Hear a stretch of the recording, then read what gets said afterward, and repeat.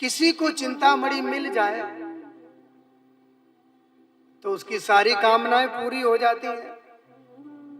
अरे भैया, हमको चिंतामणि मिल जाए तो फिर क्या कहना, मणि है, जिस लोहे से छुआओ वही सोना बन के तैयार। चिंतामणिर लोक सुखम, किसी को चिंतामणि मिल जाए तो ये सारे लोक के सुख उसे मिल जाते हैं। लेकिन जितने सुख भोगोगे उतने ही रोगी बनोगे, सीधी सी बात है। एक और बताए ना, जब कोई दूसरा सुखी को देखता है व्यक्ति, कहता वाह ये बहुत सुखी है, आनंदमय है, और दूसरे व्यक्ति सादा व्यक्ति को देखता, वाह ये देखो कितना आनंदमय, बिल्कुल सादा सादा है। देखो पूरी गीता तो स्वतः ही इसके जीवन में उतर रही है। यानी कि ये क्या है, चिंतामणिर लोक सुखम, ये लोक सुख की लालसा जो है, चिंतामणिर लोक, किसी को चिंतामणि मिल जाए तो लोक के सुख मिल जाते हैं, और लोक के सुख जिसे मिल जाए वो उतना बंधन में भी फंसता चला जाता है। ये है ही चित्त ऐसा।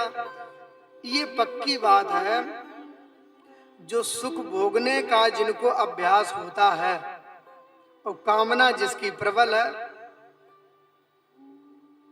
तो वो एन केन प्रकारेण उन वस्तुओं को प्राप्त करने के लिए प्रयास करता है। लेकिन जो उस रहस्य को समझ लेते हैं उनको त्याग में शांति है, और जो नहीं समझते हैं उन्हें संग्रह में शांति है। वो संग्रह में, लेकिन ऐसा समय आता है कुछ भी कितना भी तुम्हारे पास बना रहे वो कभी काम का नहीं हो। क्या हुआ साहब, शरीर रोगी हो गया। नोट तो बहुत हैं, पर उस धन से स्वास्थ्य खरीदा नहीं जा सकता। अब भोग लो सुख, कहां से भोगोगे सुख? क्योंकि पहले ज्यादा सुख भोगे, संयम जीवन में रहा नहीं। अब हम हो गए रोगी, अब रोगी हो गए, अब रोगों को दूर करने में ही जीवन निकल जाता है। इसलिए पहले से ही सुखों पर, अपनी इच्छाओं पर अंकुश लगा के रखना चाहिए। ये है, यदि भगवान ने बहुत कुछ दिया है तो भगवान की सेवा में लगाओ।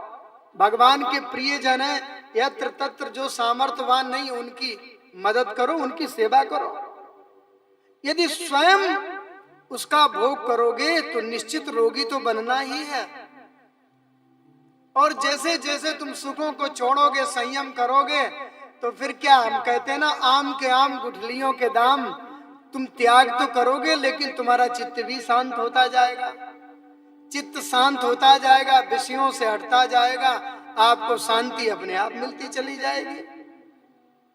जैसे कि जल 0 डिग्री पर पहुंचने पर जल स्वयं बर्फ बन जाता है, उसे कहीं से जमाना थोड़ी पड़ता। इसके लिए संयम करना पड़ता है, संयम अंकुश लगा के रखना चाहिए।